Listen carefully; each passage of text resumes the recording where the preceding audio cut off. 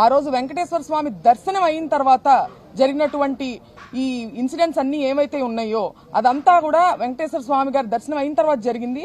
So అన్ని ఆయన గమనిస్తూ దేవుడు మా యందు ఉండి ఇవాళ మాకు రాంబాబు గారికి బెయిల్ రావడం జరిగింది.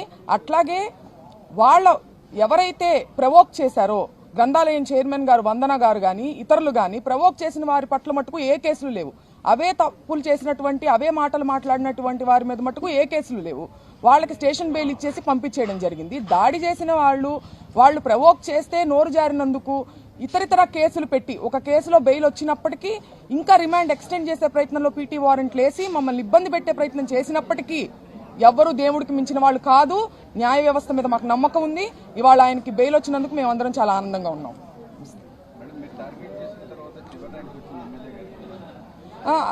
అదేనండి నేను చూశాను. ఆవిడ మరి వాళ్ళ పార్టీ వాళ్లే ఆవిడకి చివరి ర్యాంక్ ఇవ్వడాన్ని ఆవిడ ఎక్కువ సీరియస్ గా తీసుకోవాలి. మరి ఆవిడ వర్క్ ఎలా ఉందనేది ఆవిడే కొంచెం ఒకసారి ఆలోచించుకోవాలి. అంతే కదండి, అంతే కదా. దాడులకి మటుకు ఆవిడ ముందుండి నడిపించారు. మరి అదే అత్యుత్సాహం ఆవిడ వర్క్ మీద కూడా చూపిస్తే బాగుంటుంది. లేదండి, మనకి ఆల్రెడీ హైకోర్టులో మనం 41A తెచ్చుకోవడం జరిగింది.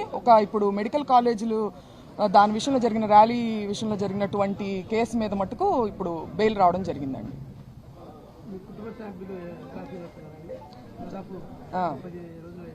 అవునండి, చాలా సంతోషంగా ఉందండి.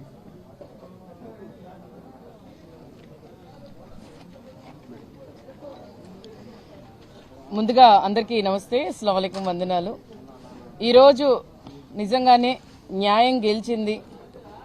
మరి ప్రజలందరూ ఇప్పుడు దాకా వైఎస్ఆర్సీపీ పార్టీ వాళ్ళు అందరినీ ఎవరు పెద్ద పెద్ద నాయకులు ఉన్నారు, ఎవరెవరు గొంతెత్తి మాట్లాడుతున్నారు, ఎవరెవరు ప్రశ్నిస్తున్నారు వాళ్ళందరినీ మరి జైల్లో వేస్తూ వచ్చారు. కానీ అంబటి రాంబాబు గారిని మాత్రం ఎంత ఇబ్బంది పెడదామనుకున్నా కూడా, ఎన్ని నెలలు లోపల పెడదామనుకున్నా కూడా, ఎందుకంటే దేవుడు ఆయన వెంట ఉన్నారు. లడ్డూ విషయంలో ఆయన మరి గొంతెత్తితే దాన్ని గొంతు తొక్కే విధంగా ఆయన్ని ఇబ్బంది పెట్టి చేసి జైలుకి తీసుకెళ్లారు. కానీ 10 రోజులు లోపలే దేవుడు అనేవాడు ఉండి ఆయన వెంటే ఉన్నాడు అని చెప్పి న్యాయంలో కూడా ఆయన గెలిచి ప్రతి దాంట్లో కూడా బెయిల్ వచ్చి దాదాపుగా 18 కేసులుంటే మరి ఆయన అరెస్ట్ అయిన తర్వాత మొత్తం కలిపి 69 కేసులు పెట్టారు. మరి ఏ విధంగా ఈ కూటమి ప్రభుత్వం అరాచకాలు ఉందో తారాస్థాయికి చేరిందో ప్రతి ఒక్కళ్ళం కూడా చూస్తున్నాం. ఈరోజు మరి రాష్ట్రంలో ఉన్న వైఎస్ఆర్సీపీ క్యాడర్ అంతా ఎదురు చూస్తున్న మరి అంబటి రాంబాబు గారు రేపు విడుదలయ్యి రేపు వస్తారు. మాకు బెయిల్ వచ్చినందుకు చాలా సంతోషంగా ఉంది, సంబరాలు జరుగుతున్నాయి.